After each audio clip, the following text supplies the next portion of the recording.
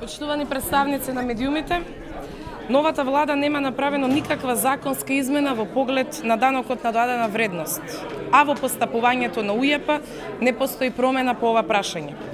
Бројот на физички лица кои се регистрирани за цели за ДДВ во 2015 година бил 761.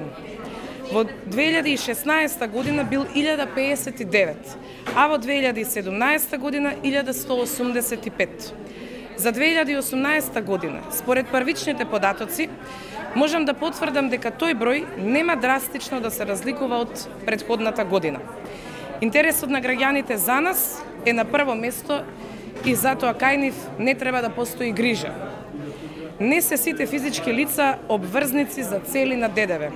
Напротив, станува збор за многу мал број на лица. Платите, независно од висината, не се оданочуваат со ДДВ. Исто така, платите не се земаат во предвид при пресметување на вкупниот промет за цели на регистрација за ДДВ.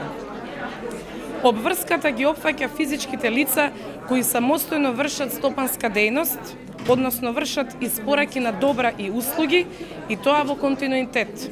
И при тоа го надминуваат пропишаниот праг од 1 милион денари на годишно ниво. Или на месечно ниво остваруваат во просек повеќе од 83.000 денари, не вклучувајќи платата. Независно од остварениот промет, физички лица кои изнаемуваат станови за домување не подлежат на обврската за плаќање на ДДВ. Исто така, определени услуги кои што се вршат спрема странски субјекти, например програмерски, не подлежат на обврската за ДДВ. Во согласно со регулативата на Европската Унија, не смее да се прави разлика меѓу физички и правни лица кои вршат промет од иста природа. Инаку, би се отворил простор за даночно затајување. Јавноста е запознаена дека ќе следува даночна реформа, имајќи предвид дека годишниот фискален циклус е веќе започнат. Во следниот период УЈП и Министерството за финансии ќе направат сериозна анализа за реализација на измени од следната фискална година.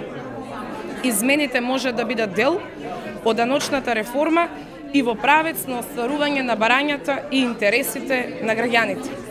УЈП е целосно отворена за јавност. Стоиме на располагање за консултации. Ви благодарам. Зголемување на брогот нема да има дефинитивно. Кажав, значи бидејќи е започнат фискалниот циклус за оваа година, од следната година ќе го слушнеме она што е најпроблематично од граѓаните и од другите фирми, ги правиме анализите и со Министерството за финансии ќе направиме да се направат бараните соодветни законски измени кои што го кренаа вниманието на јавноста, можам да кажам. Што ќе правите во делот за општините кои се должници? Имате некои анализи како да се натераат тие да престанат да бидат должници?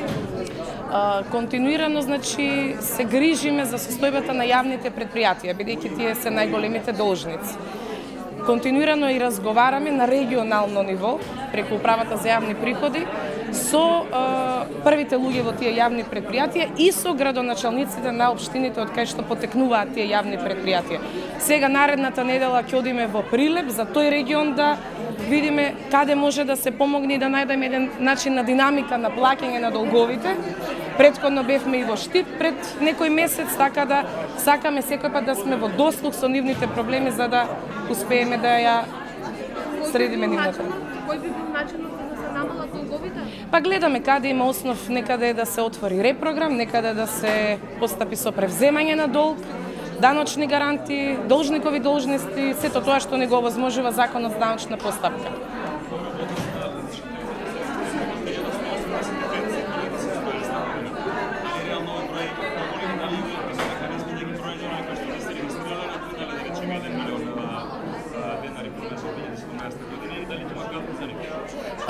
Значи, пак ќе напоменам дека превентивна е улогата на управата за јавни приходи. Сакаме превентивно да настапиме во овој поглед.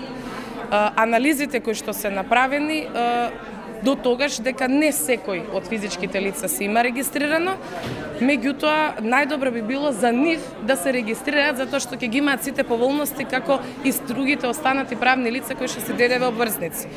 Можам да напоменам повторно дека станува збор за многу мала бројка на физички лица кои што треба да се регистрираат. Пред се ќе го оставиме просторот за доброволно регистрирање, врз основа на тоа да ги избегнеме сите оние санкции кои што ни следуваат согласно законот.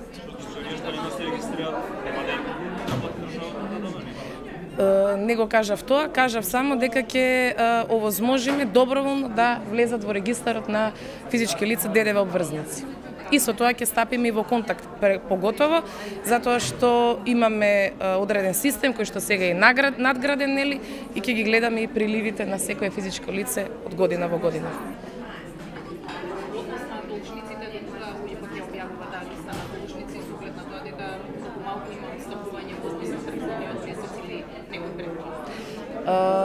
Информација доставува Управата за јавни приходи на одреден временски период до владата на Република Македонија, каде што замоливме тоа да биде објавувано во еден подолг временски период, значи да не биде секој месец, туку да дадеме некаква обврска, еве да речеме квартално или полугодишно или годишно, со што мора да се направат пред се законски измени во Законот за даночна постапка, бидејќи таму е регулирано тоа објавување. Во делот на сите оние даночни обврзници кои што се наоѓаат на листата на должници, како што одговорив и претходно, јавните предпријатија правиме интензивни разговори и на некој начин сакаме да излеземе во пресред за да истите тие им биде подобро и нивното функционирање, од друга страна да си немаат обврска спрема државата, која што е основна. Пред се имаме право и обврска да го полниме буџетот, а доколку има огромен број на должници и преголем толеранс спрема истите, тоа нема да го направиме.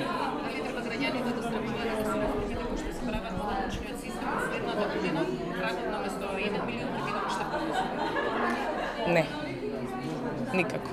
Уште само едно прашање, дали има вистина дека персоналниот данок за земјоделците е поведен заради тоа што требало да се добие грант кој треба да го надогради работењето, односно софтверот во Управата за јавни приходи. И токму ради тоа морало да бидат опфатени земјоделците? Не, прв пат слушам, не.